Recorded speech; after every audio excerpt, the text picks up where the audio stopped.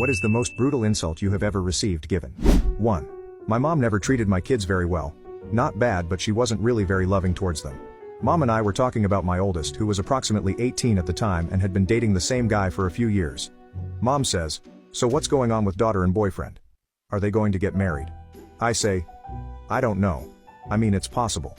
Mom says, "I just don't know that I'm ready to be a great grandmother." Well, you could always try being a good one first. 2. I got into a road rage argument with a guy and he called me a Mumford & Son looking bastard. I must point out that I was neither wearing a waistcoat or playing a banjo at the time. I did have a beard though. 3. My 15-year-old niece lives with me and my wife because her dad doesn't have a job or a house. She got her first job and he starts telling her she's too young to have a job. He says, "You're too young to have a job." And she replied with, "You're too old to not have one." 4. Mine was subtle. I went to the doctor because of my leg problem.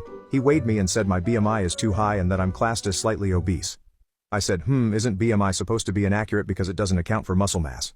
Sorta tongue-in-cheek. Doctor looked at me and calmly said, "Not in this case." That hurt, man, that hurt. 5. Coworker's kid was hanging around the job eating cookies. His dad tells him to offer cookies to others, points at me and says, "He likes cookies too." The kid looks at his dad, then at me, and back at his dad and says, "He looks like he likes cookies." Was devastated. 6. I was talking to my mother-in-law when my wife's sister came in and exclaimed that my wife had just barked at her. Without thinking I said maybe she was just talking to you in a language you'd understand. Luckily my mother-in-law burst out laughing.